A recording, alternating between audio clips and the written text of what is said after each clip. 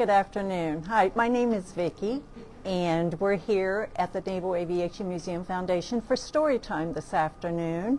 And I have some guests that have joined me, and we just want to welcome you, and I hope you enjoy the book. We are going to be reading Violet the Pilot this afternoon.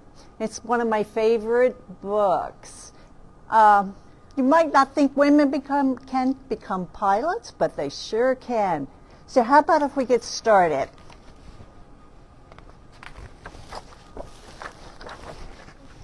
Violet the Pilot.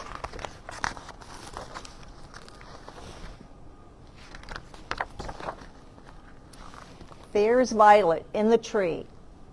Everyone in town knew that Violet Van Winkle was a little different. For starters, she and her parents lived in an odd-looking house. See the house? And next to the junkyard her father managed. And while other girls were playing with dolls and tea sets, Violet played with monkey wrenches and needle-nose pliers.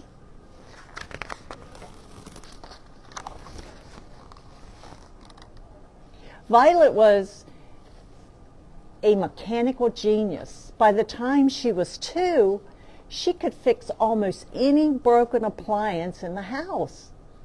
By 4, she could take apart the grandfather clock and completely resemble it. Since she didn't have any friends aside from her dog, Orville, she would spend hours tinkering with things from the yard. There she is tinkering. She's taken apart all kinds of stuff. I don't think her mom is very pleased with her taking apart her stuff. Do you? No. The older she got, the more interesting Violet's creations became. Around the time she turned 8, she was building elaborate machines from scratch. And not just any old machines. Flying machines. Have you ever seen flying machines? You have? Oh. Like helicopters and airplanes. That's awesome, isn't it? Looks like Violet is trying to build a plane here. Her parents couldn't believe their eyes when they saw Violet zoom by for the very first time. They were a little worried in the beginning, but they quickly saw that she was a very good pilot. "Be careful not to hit the house," Violet's father would yell. "And put on a sweater," her mother would add. Violet used anything she could find in the junkyard to make her wonderful creations. She had made a lot of crazy flying things, didn't she? There was the tub bubbler. A tub bubbler. Looks like a hot air balloon, doesn't it? And the bicopter. And the rocket can. Whoa. Yeah. That is funny, huh? Oh, and the pogo plane. And the slide guider. That looks kind of fun, huh? And the wingamajig, to name a few.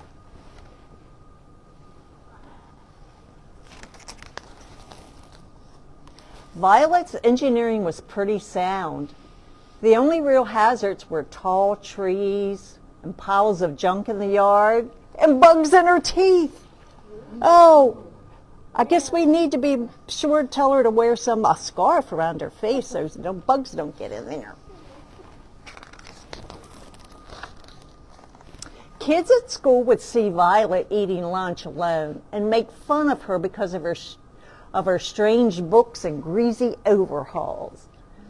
Claude and Clyde Mulrooney were especially obnoxious. They are teasing her, aren't they? Just because she likes to be different. Then one day, Violet noticed a poster in the drugstore window. Air Show, October the 20th, it read. That's only 2 weeks away. Violet thought, can kids fly in that show? Is homemade aircraft allowed? That night, Violet sat in her room thinking about the air show. She knew it would be a great feeling if one of her planes won a prize. And maybe then the kids at school would be more nice to her. Violet pictured exactly where she would hang her blue ribbon.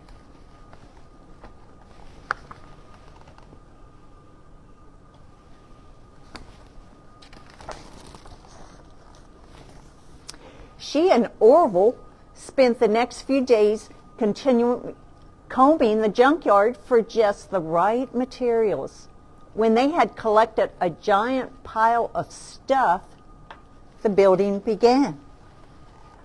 One day the Maroney twins happened to pass by. Look, it's that girl from school, one of them said. What are you doing, weirdo? I'm building an airplane, she told them. The twins exploded in laughter, then mumbled something mean as they walked away. Orville barked at the boys, but Violet just went back to her project. Take it easy, buddy, she said to Orville. We're too busy to worry about them. They were making fun of her because she was different. Finally, after days of hard work, Violet had finished making her flying machine. She named the magnificent new craft the Hornet. Wait till the people in the grandstand seeing me flying this, Violet said enthusiastically to Orville. She was so excited, wasn't she? That's a cool thing she built, isn't it? The test pilot flight was a success. It's flying.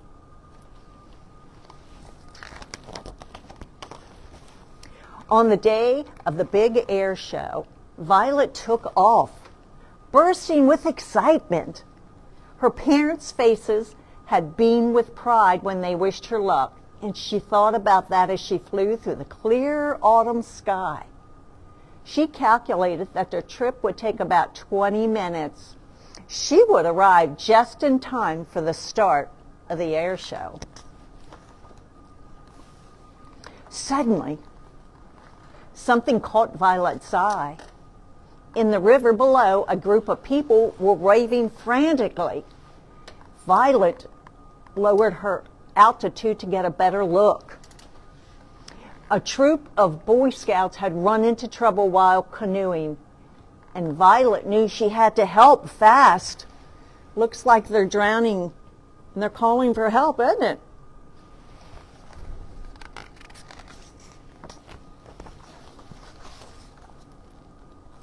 It wasn't easy rescuing all the boys, but Violet piloted the Hornet with careful precision. Saving the Scoutmaster from going over the falls was particularly dangerous, but it looks like she rescued every one of them. Violet dropped the grateful Scouts off at the hospital. Then she checked her watch. 3:30, she said to Orville sadly. We've missed the air show. She turned her plane toward home and sighed. It was a miserable feeling. After all the work she did, she missed the air show. But she rescued people, didn't she? That evening, Violet had no appetite for dinner. She just went upstairs and sat on her bed. All of a sudden, she heard lots of noise outside the house. She and Orville went to the window and discovered that a crowd of people had gathered.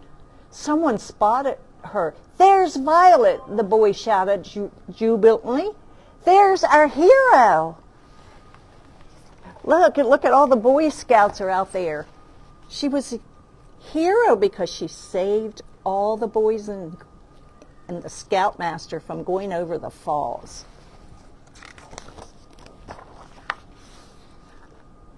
The Van Winkles stepped outside, squinting from all the flash bulbs from the cameras that were popping. The press, the mayor, the fire and police chiefs, even kids and teachers from school had all learned of the rescue that day, and they had come to praise her. "Young lady, please accept this Medal of Valor as a token of our gratitude and esteem," said the mayor. And he gave Orville a new collar with a license that read "Canine Hero." Even Orville got a medal.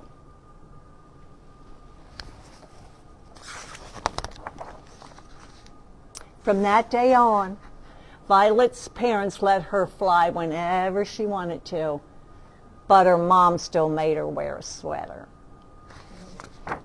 And that's the end of the story. I hope you enjoyed the story today. Thank you. Please join us again next week.